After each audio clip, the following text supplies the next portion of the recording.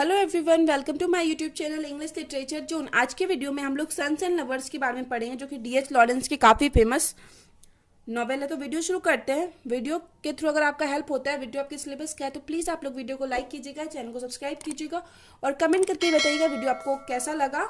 और वीडियो से रिलेटेड कोई डाउट है तो आप मुझे इंस्टाग्राम पे टेक्स्ट करके बता सकते हो और जीमेल में भी टेक्स्ट करके बता सकते हो, या वीडियो से रिलेटेड कोई हेल्प चाहिए तो भी आपको मेरा इंस्टाग्राम का लिंक और जीमेल दोनों आपको इस वीडियो के डिस्क्रिप्शन बॉक्स में और चैनल के अबाउट सेक्शन में भी देखने को मिल जाएगा। तो वहाँ पे जाके आप लिंक के थ्रू टेक्स्ट कर सकते हो। तो अब वीडियो शुरू करते हैं।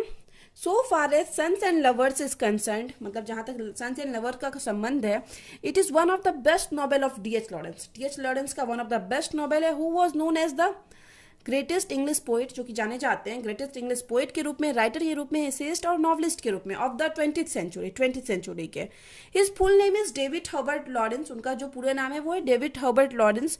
इट्स सम फेमस नॉवेल, उनका जो कुछ फेमस नॉवेल इंक्लूड जिसमें इंक्लूड शामिल है the Rainbow, Women in Love, Lady Chatterley's Lovers, ये सब काफ़ी फेमस नॉवेल है उनका। बिसाइड दिस नॉवेल्स, और इन नॉवेल्स के अलावा he also wrote many short stories, ढेर सारा शॉर्ट स्टोरीज भी लिख रखे, जैसे कि the fox, the captain's dolls, the lady bird, the virgin and the gypsy and many mores, और भी ढेर सारा है। आफ्टर लॉरेंस डेथ, अब लॉरेंस की मृत्यु के बाद, E M Forster says about him, E M Forster जो है उनके बारे में कहते हैं दैट की the greatest imaginative novelist of our generation. उनको बोला, मतलब ई एम फोस्टर के द्वारा बताया गया है कि वो ग्रेटेस्ट इमेजिनेटिव नॉवलिस्ट थे उनके जनरेशन के। फिर आगे है present novel sons and lovers was publish in 1913 में पब्लिश किया गया। It is the story of a Morels family है, उनकी स्टोरी है। हुज लाइफ इज अनहैप्पी, जिनकी की लाइफ अनहैप्पी काफ़ी चल रही है, मतलब ज़्यादा खुश नहीं है, टेंस है और अनईजी है, मतलब काफ़ी मुश्किल से चल रही है उनकी life. Moral live in A mining town, एक माइनिंग टाउन में रहते हैं। इन द कंट्री साइड मतलब एक माइनिंग टाउन, मतलब जहाँ पे खादान है वहाँ पे रहते हैं। Walter moral is a minor, Walter moral एक माइनर है, मतलब खादान में काम करते हैं। एंड हिज वाइफ, और वो और उनकी जो वाइफ है, हैव 2 चिल्ड्रन, उनको पहले 2 चिल्ड्रन है, विलियम एंड एनी, जिनका नाम क्या है, विलियम और एनी है, ध्यान रखिएगा आप लोग। 2 चिल्ड्रन है पहले, William and Annie. And they expected their 3rd children, और वो लोग एक्सेप्ट कर रहे हैं, मतलब होने वाला है उन लोग को 3रा चिल्ड्रन भी होने वाला है। When their 3rd children Paul is born, और जब उनका 3rd चिल्ड्रन जो है पॉल जन्म लेता है, Mrs Morel does not really want the new baby. Mrs Morel जो है न्यू बेबी नहीं चाहती थी, जब उनका 3rd चिल्ड्रन होता है तभी से ही वो नहीं चाहती थी कि उनका बेबी हो। अब क्यों नहीं चाहती थी? Her life is full with handling her husband's temper, उसका लाइफ मतलब फुल था किस चीज़ से, कि वो अपने हस्बैंड के टेम्पर को, गुस्सा को हैंडल करती थी। And caring for her children, और उसको ऑलरेडी दो बच्चे थे उनका केयर करती थी। सी हेट्स दैट, वह मतलब इस चीज़ से घृणा करती थी, हेट करती थी, that she has to stay home, कि वो घर में रहती है विथ द चिल्ड्रन, बच्चों के साथ, while her husband gets to go out for drinking, जबकि उसके हस्बैंड ड्रिंक करने के लिए, मतलब शराब पीने के लिए बाहर जाते हैं। After the birth of their 4th children, और अपने 4th चिल्ड्रन के जन्म होने के बाद, जिसका नाम है Arthur, the Morel family is complete, यहाँ पे मॉरल फैमिली कंप्लीट हो जाती है। तो यहाँ पे टोटल उसको 4 मतलब चिल्ड्रन होते हैं, विलियम, एनी, पॉल और अर्थर। फिर आगे Mrs Morel transfer her affection from her husband to her first son William. अब मिसेज मॉरल क्या करती है ना, अपना जो भी उसका अफेक्शन यानी स्नेह था, प्यार था, वो मिसेज मॉरल मिस्टर मॉरल जो कि मतलब शराब पीते थे, मतलब बहुत गुस्सा भी रहती थी, इस वजह से वो अपना सारा अफेक्शन मतलब ट्रांसफर कर देती है अपने बड़े बेटे विलियम की तरफ। मतलब विलियम को सारा टाइम देने लगती है, पसंद करने लगती है, उसको अच्छा लगता है, मतलब बेटे पे ज़्यादा ध्यान देने लगती है। Who is intelligent and active, जो कि काफ़ी इंटेलिजेंट और एक्टिव भी है। He is the Apple of his mother eyes, वह क्या है, एप्पल है अपनी माँ के आइज का, मतलब अपनी माँ की आंखों का तारा है। ये एक मतलब मुहावरा है, एप्पल ऑफ वंस आइज, ऐसे मुहावरा आता है, तो इसी को यूज़ किया गया सेंटेंस में कि अपनी माँ की आंखों का तारा है, मतलब माँ बहुत ज़्यादा पसंद करती है। Winning awards, doing well in school, मतलब अवार्ड्स जीतते हुए, स्कूल में अच्छा करते हुए, एंड फाइंडिंग जॉब्स इजली, और आराम से उसको जॉब भी मिल जाता है। When William goes to London, अब जब विलियम लंदन जाता है फॉर ए जॉब, उसी जॉब के लिए जब उसको जॉब मिलता है, Mrs Morel is devastated, Mrs Morel काफ़ी निराश हो जाती है, क्योंकि वो कहीं ना कहीं अपना सारा टाइम विलियम को देने लगी थी, तो अब विलियम भी जॉब के लिए चला जाएगा तो वो बहुत निराश हो जाती है। विलियम कम्स होम, विलियम घर वापस आता है, bringing with him his faience, अपने साथ अपनी एक फियांशी मतलब फियांसी को भी ले आता है मंगेतर को। A young lady who treats, एक यंग लेडी जो रहती है who treats the morals family like servant, जो कि मॉरल फैमिली को एक सर्वेंट की तरह ट्रीट करती है। Having spend too much time at work, और काम में बहुत ज़्यादा टाइम स्पेंड करने के बाद विलियम कैचेस नमोनिया, विलियम को क्या होता है नमोनिया हो जाता है, एंड डाइज, और वो मर भी जाता है।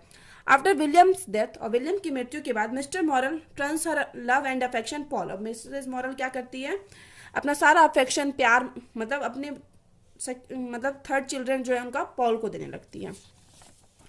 फिर आगे हैं Paul gets a job as a clerk का, पॉल भी बड़ा हो गया उसको भी एज ए कलर जॉब मिल गया है। ही एंजॉय द वर्क, वो अपने काम को एंजॉय कर रहा है, but the long hour takes a toll on his health, फिर से लॉन्ग आवर वो भी काफी टाइम तक काम करता है तो फिर इसकी भी हेल्थ खराब हो जाती है।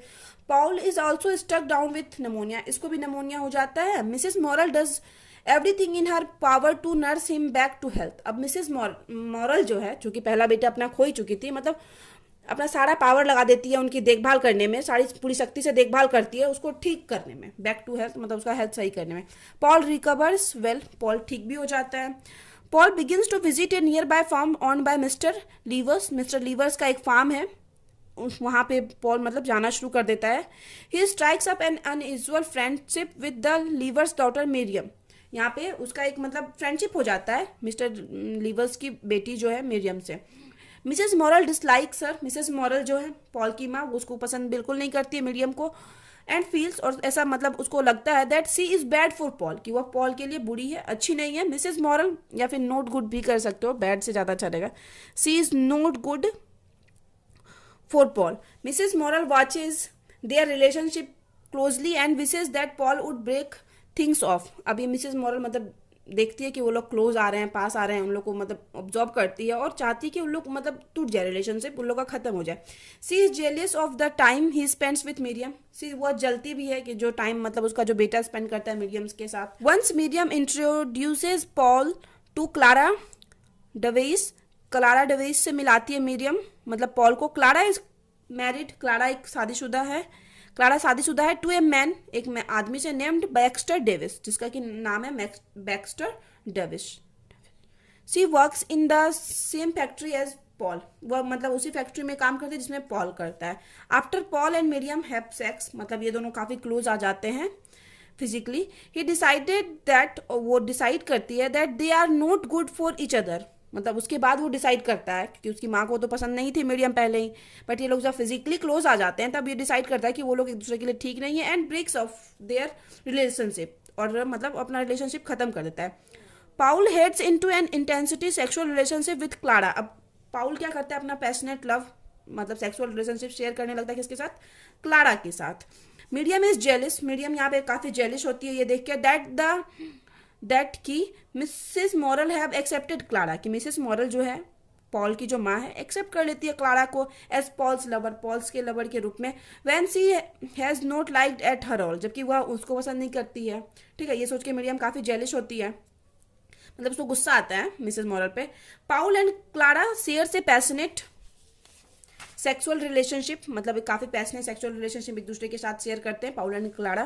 बैक्स्टर डेविस जो कि क्लारा का हस्बैंड है, finds out about Paul and Clara, जब इनको पता चलता है पॉल और क्लारा के बारे में, and Baxter and Paul gets into a fight in a pub, तो पब में इन दोनों की एक लड़ाई हो जाती है। ड्यूरिंग दिस पीरियड, और इसी समय Mrs Morel's health begins to decline, Mrs Morel का हेल्थ खराब होने लगता है। सी फॉल्स इल, वो बीमार पड़ जाती है, and is diagnosed with cancer, और उनको क्या हो जाता है कैंसर से पीड़ित हो जाती है। Paul is horrified at the thought that his mother में डाई, अब पॉल जो है इस थॉट से पूरा डर जाता है कि उसकी माँ जो है मर जाएगी, मरने वाली है, ठीक है।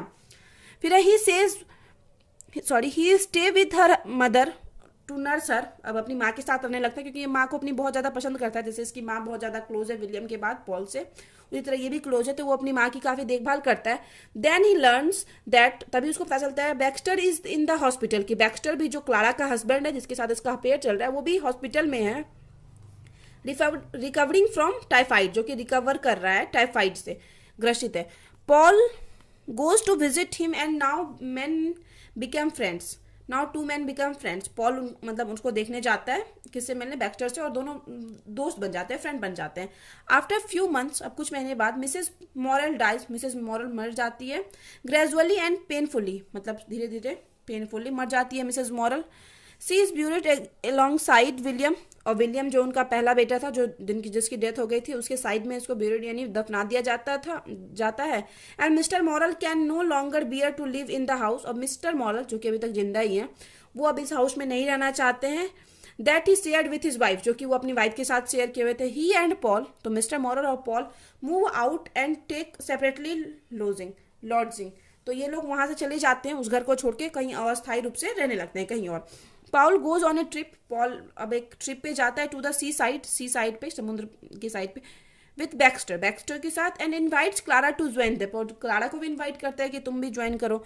ही has lost all interest in her, मतलब अब जो पॉल है सारा इंटरेस्ट खो चुका है, मतलब क्लारा से उसको अब कोई ऐसा इंटरेस्ट नहीं है। एंड इन लाइफ, और लाइफ से भी उसको कोई अपने इंटरेस्ट नहीं है, मतलब अपनी माँ को खोने के बाद ये मतलब सब कुछ चाह रहा है कि मेरी लाइफ में अब कुछ रहे ही ना। Generally scenes his mother death, मतलब जब उसकी माँ का डेथ हो गया इसके बाद ये सब हुआ। ही बिलीव्स दैट, वह बिलीव मतलब चाहता है that Clara wills to reconcile with Baxter, वो सोचता है मतलब चाहता भी एक तरह से कि क्लारा जो है अब बैक्स्टर के साथ फिर से चली जाए, बैक्स्टर के पास चली जाए। क्लारा एग्रीज, क्लारा यहाँ पे मान भी जाती है वापस जाने के लिए, मतलब दोनों को बुलाता है ताकि दोनों एक हो सके, मिल सके, इसलिए ये मतलब पॉल जो है बैक्स्टर और क्लारा को बुलाता भी है। To return to him as wife, कि एज ए वाइफ फिर से ये बैक्स्टर के पास रिटर्न हो जाती है। For a long time after this, अब इस चीज़ के मतलब काफ़ी समय बीत जाने के बाद, विशेष टू डाई, जो कि अब मरना चाहता है, and feels he has no connection with life, और ऐसा अनुभव भी करने लगता है कि उसका लाइफ के साथ कोई कनेक्शन नहीं रहा है। One night he sees medium, वह एक रात में मीडियम को देखता है आउटसाइड चर्च के बाहर, ठीक है, मीडियम जिससे ये पहले प्यार करता था। And invites her back to his house, और उसको इनवाइट भी करता है अपने हाउस में। Miriam is sad to see, उसको देखे काफ़ी उदास होती है। That he has deteriorated and suggest that they get married, मतलब ये काफ़ी मीडियम उसको देख के काफ़ी उदास होती है कि कैसे मतलब कैसे इसका बुरा हाल हो गया, कैसे माँ के जाने के बाद इसका बुरा हाल है, तो उसको सजेस्ट करती है, बोलती है कि शादी कर लेना दोनों।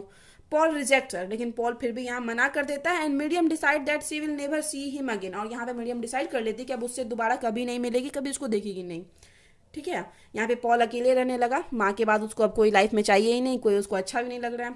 थ्रू दिस नॉवेल, इस नॉवेल के through Lawrence Drew upon his on memories, Lawrence जो है DS लॉरेंस अपने मेमोरीज को दिखाते हैं, यादों को, and experience to write the story of Paul, मतलब अपने एक्सपीरियंस को दिखाते हैं पॉल के स्टोरी जो लिखे हैं उसके थ्रू, पॉल मॉडल के स्टोरी के थ्रू।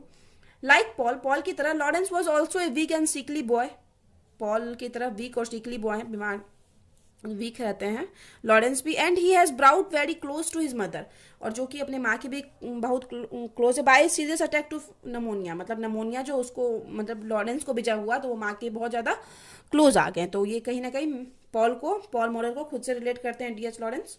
फिर आगे वी मे से दैट, अब हम लोग कह सकते हैं शायद, Sons and Lovers is the autobiographical novel है, जिसमें कहीं ना कहीं वो अपनी कहानी को दिखाते हैं, कौन, पोएट जो है, पेंड बाय जो कि डेविड हर्बर्ट लॉरेंस, जो कि इसको भी लिखा गया डेविड हर्बर्ट लॉरेंस के द्वारा, ठीक है।